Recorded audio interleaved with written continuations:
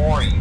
I'm finishing up my last week now, as a matter of fact, so I know it can be a bit overwhelming, but I'm here to tell you there's nothing to worry about. You'll be fine.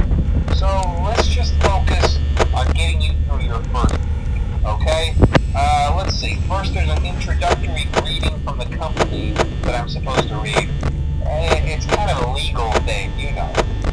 Welcome to Freddy Fazbear's Pizza, a magical place for kids and grown-ups alike, where fantasy and fun come to life. Fazbear Entertainment is not responsible for damage to property or person. Upon discovering that damage or death has occurred, a missing person report will be filed within 90 days or as soon as property and premises have been thoroughly cleaned and bleached and the carpets have been replaced. Blah, blah, blah. Now, that might sound bad, I know, but there's really nothing to worry about. The animatronic characters here do get a bit quirky at night, but do I blame them? No. If I were forced to sing those same stupid songs for 20 years and I never got a bath, I'd probably be a bit irritable at night too.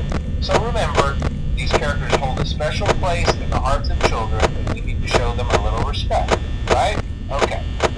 So just be aware, the characters do tend to wander a bit. They're left in some kind of free roaming mode at night. Something about their servos locking up if they get turned off for too long.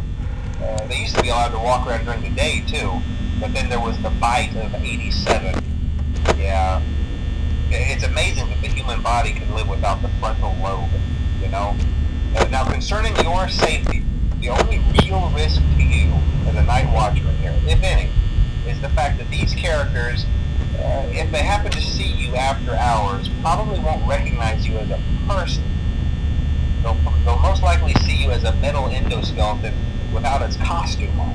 Now, since that's against the rules here at Freddy Fazbear's Pizza, they'll probably try to forcefully stuff you inside a Freddy Fazbear suit. Now, that wouldn't be so bad if the suits themselves weren't filled with cross beams, wires, and animatronic devices, especially around the facial area. So you can imagine how having your head forcibly pressed inside one of those could cause a bit of discomfort and death. The only parts of you that would likely see the light of day again would be your eyeballs and teeth that pop out the front of the mask. Yeah, they don't tell you these things when you sign up. But hey, first station debriefs. I'll chat with you tomorrow. Check those cameras and remember to close the doors only if absolutely necessary. Gotta conserve power. Alright, good night.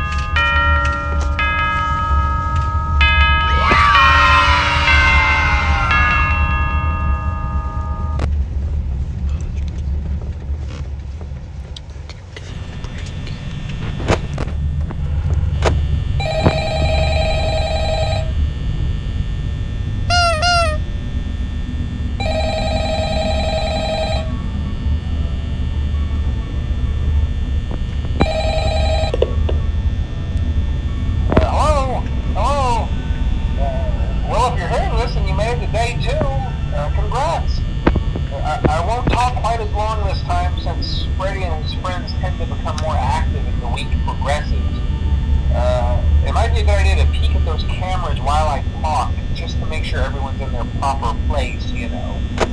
Interestingly enough, Freddy himself doesn't come off stage very often. I've heard he becomes a lot more active in the dark, though, so hey, I guess that's one more reason not to run out of power, right? I also want to emphasize the importance of using your door lights. There are blind spots in your camera views, and those blind spots happen to be right outside your doors. So if you can't find something or someone on your cameras, be sure to check the door lights. You might only have a few seconds to react. Not that you would be in any danger, of course. I'm not implying that. Also, check on the curtain in Pirate Cove from time to time. The character in there seems unique in that he becomes more active if the cameras remain off for long periods of time. I guess he doesn't like being watched.